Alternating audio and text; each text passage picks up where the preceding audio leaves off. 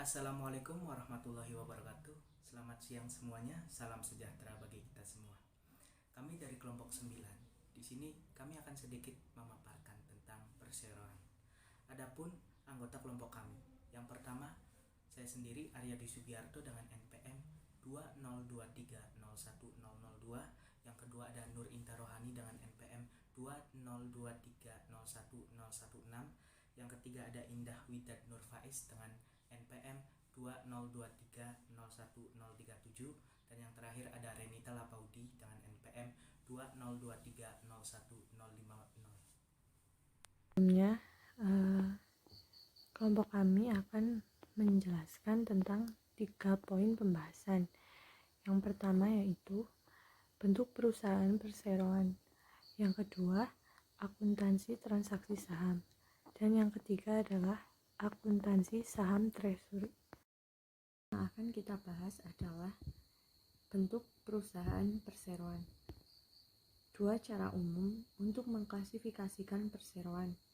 Yang pertama, klasifikasi berdasarkan tujuan. Dibedakan menjadi profit dan non-profit atau nirlaba. Yang kedua, klasifikasi berdasarkan kepemilikan. Dibedakan menjadi perseroan kepemilikan publik dan perseroan kepemilikan pribadi. Adapun karakteristik yang dimiliki oleh perseroan. Yang pertama, kepemilikan legal terpisah. Yang kedua, keterbatasan kewajiban pemegang saham. Yang ketiga, hak kepemilikan yang dapat dipindah tangankan. Yang keempat, kemampuan untuk memperoleh modal. Dan yang kelima adalah usaha yang berkelanjutan. Selanjutnya, manajemen perseroan.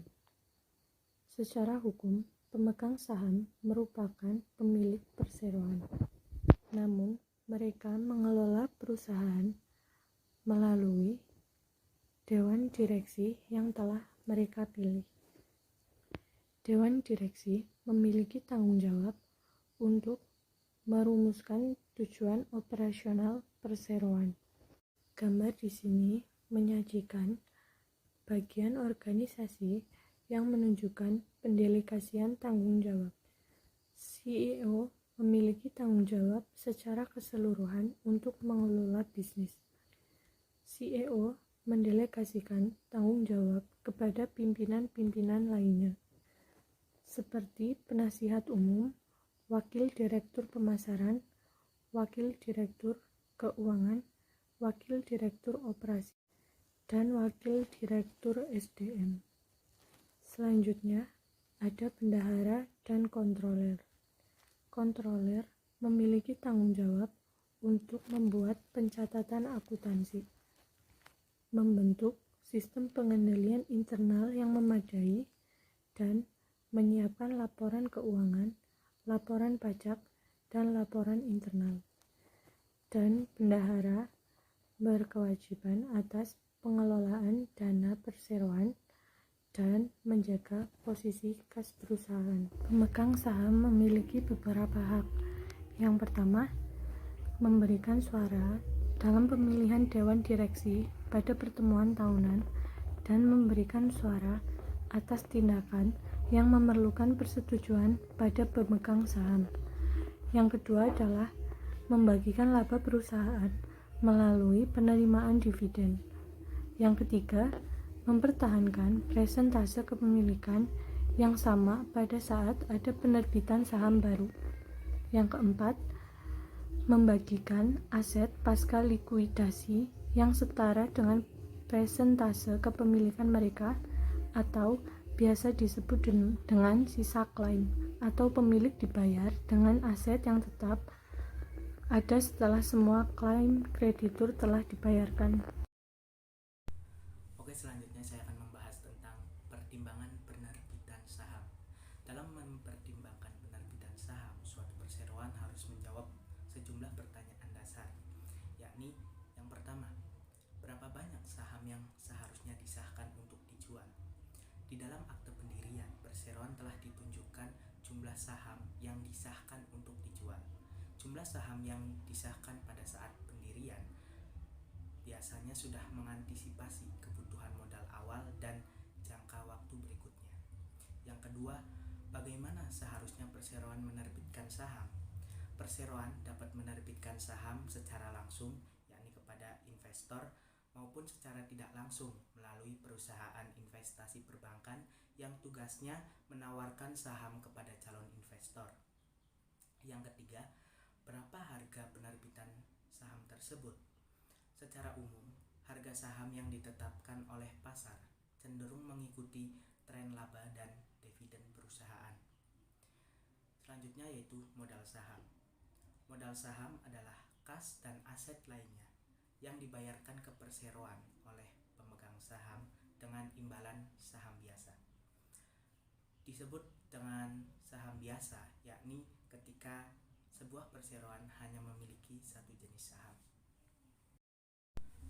Poin nomor 2 yang akan kita bahas yaitu akuntansi transaksi saham. Akuntansi penerbitan saham biasa. Yang pertama, penerbitan saham biasa pada nilai pari untuk memperoleh kas. Nilai pari tidak menunjukkan harga pasar saham. Oleh karena itu, penerimaan kas dari penerbitan saham pada nilai pari mungkin akan sama dengan, lebih besar, atau kurang dari nilai pari. Ketika perusahaan mencatat penerbitan saham biasa untuk memperoleh kas, perusahaan mengkredit modal saham-saham biasa pada nilai pari saham. Perusahaan mencatat secara terpisah bagian dari penerimaan kas yang di atas atau di bawah nilai pari. Contoh ilustrasinya yaitu Hydro Slide Inc. menerbitkan 1000 lembar saham biasa dengan nilai pari 1 euro untuk memperoleh kas. Adapun ayat jurnalnya yaitu kas sebesar 1000 di debit dan modal saham-saham biasa sebesar 1000 di kredit, dengan keterangan untuk mencatat penerbitan 1000 lembar saham biasa dengan nilai pari 1 euro. Selanjutnya, Hydro Slide Inc. menerbitkan 1000 lembar saham tambahan untuk memperoleh kas dari nilai pari 1 euro untuk kas sebesar 5 euro per saham. Jumlah yang diterima di atas nilai parinya yaitu 4 euro yang akan dikreditkan ke premium saham-saham biasa. Adapun ayat jurnalnya yaitu kas sebesar 5.000 di debit dan modal saham-saham biasa sebesar 1.000 serta premium saham-saham biasa sebesar 4.000 di kredit, dengan keterangan untuk mencatat penerbitan 1000 lembar saham biasa ditambah dengan nilai pari 1 euro. Selanjutnya masuk pada poin B, yaitu penerbitan saham biasa tanpa nilai pari untuk memperoleh kas. Contoh ilustrasi, Hydro Slide Inc. memiliki saham biasa tanpa nilai pari seharga 5 euro dan perusahaan menerbitkan 5.000 lembar saham pada harga 8 euro per saham untuk memperoleh kas.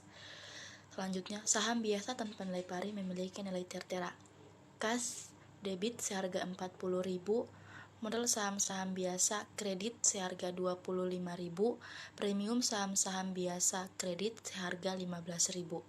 Selanjutnya, saham biasa tanpa nilai pari tidak memiliki nilai tertera. Kas debit seharga 40.000, modal saham-saham biasa kredit seharga 40.000. Selanjutnya masuk pada poin C, yaitu penerbitan saham biasa untuk memperoleh jasa atau aset non-kas. Biaya transaksi non-kas adalah harga yang setara dengan nilai uang.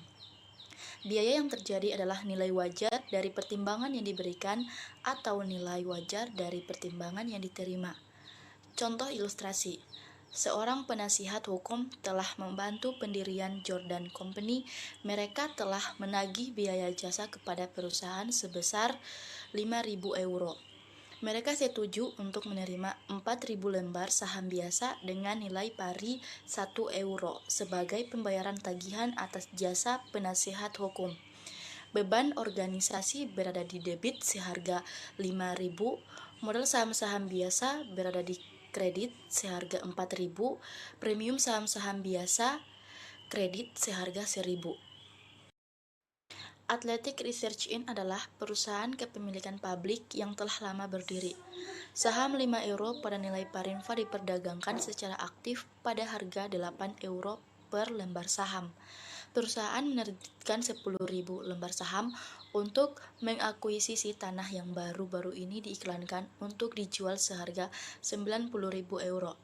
Nilai wajar yang dapat diterima dalam transaksi non-kas ini adalah harga pasar dari pertimbangan yang diberikan, yaitu sebesar 80.000 euro.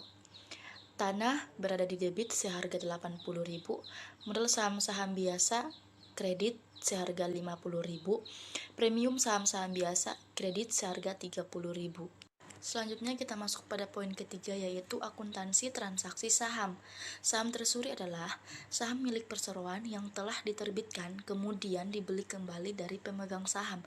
Namun, saham tersebut tidak dihentikan.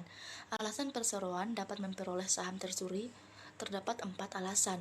Yang pertama, untuk menerbitkan kembali saham kepada karyawan atas program bonus atau kompensasi saham. Yang kedua, untuk memberikan sinyal pada pasar sekuritas bahwa manajemen tahu harga saham sedang menurun dengan harapan dapat mengingatkan nilai pasar. Yang ketiga, untuk membeli saham tambahan yang tersedia untuk mengakuisisi perusahaan lainnya. Dan yang terakhir atau yang keempat, yaitu untuk mengurangi jumlah saham yang beredar sehingga dapat meningkatkan laba per saham. Yang selanjutnya yaitu pembelian saham treasury. Perusahaan umumnya menghitung nilai saham treasury dengan metode biaya perolehan. Metode ini menggunakan biaya saham yang dibeli untuk menilai saham treasury. Dengan metode biaya, perusahaan mendebit saham treasury sebesar nilai yang harus dibayar untuk membeli kembali saham tersebut. Ketika perusahaan melepas saham treasury-nya, maka perusahaan akan mengkredit saham treasury dengan sebesar nilai yang sama dengan yang dibayarkan untuk membeli kembali saham tersebut. Contoh ilustrasi, pada tanggal 1 Januari 2014, bagian ekuitas Medins memiliki 100.000 lembar saham biasa yang beredar dengan nilai pari 50 dolar Hong Kong. Semua diterbitkan pada nilai nominal dan saldo laba sebesar 2 juta dolar Hong Kong. Sehingga bagian ekuitas sebelum membeli saham treasury disajikan sebagai berikut, yaitu dengan menambahkan modal saham sebesar 5 juta dolar Hong Kong dengan saldo laba sebesar 2 juta dolar Hong Kong, sehingga total ekuitasnya menjadi 7 juta dolar Hong Kong. Pada tanggal 1 Februari 2014, Med mengakuisisi 4.000 lembar sahamnya seharga 80 dolar Hong Kong per saham. Maka ayat jurnalnya yaitu saham treasury debit sebesar 320.000 dan kas kredit sebesar 320.000. Sehingga bagian ekuitas setelah pembelian saham treasury yaitu menjadi 6.680.000 dari total pengurangan ekuitas sebelumnya dengan saham treasury. Pelepasan saham treasury. Saham treasury biasanya dijual atau dihentikan peredarannya. Akuntansi penjualan saham treasury akan berbeda ketika saham treasury dijual di atas biaya perolehan dan ketika dijual di bawah biaya perolehan. Yang pertama yaitu penjualan saham treasury di atas biaya perolehan. Jika harga jual saham treasury sama dengan biaya perolehannya, maka perusahaan mencatat penjualan saham tersebut dengan mendebit kas dan mengkredit saham treasury. Apabila harga jual saham lebih besar dari biaya perolehannya, maka perusahaan tersebut mengkredit selisihnya ke dalam premium saham. Contoh ilustrasi, pada tanggal 1 Juli, Medins menjual 1.000 lembar saham treasury dengan harga 100 dolar Hong Kong per saham yang sebelumnya diperoleh seharga 80 dolar Hong Kong per saham. Maka ayat jurnalnya yaitu kas debit sebesar 100.000, saham treasury kredit sebesar 80.000 dan premium saham treasury kredit sebesar 20.000. Yang kedua yaitu penjualan saham treasury di bawah biaya perolehan. Ketika sebuah perusahaan menjual saham treasury di bawah biaya perolehannya, maka perusahaan akan mendebit selisihnya ke akun premium saham treasury. Contoh ilustrasi, jika Medins menjual tambahan 800 lembar saham treasury pada tanggal 1 Oktober pada harga 70 dolar Hong Kong per saham, maka perusahaan akan membuat ayat jurnal kas debit sebesar 56.000, premium saham treasury debit sebesar 8.000 dan saham treasury kredit sebesar 64.000. Oke, sekian dari kelompok kami, kurang dan lebihnya mohon maaf. Wassalamualaikum warahmatullahi wabarakatuh.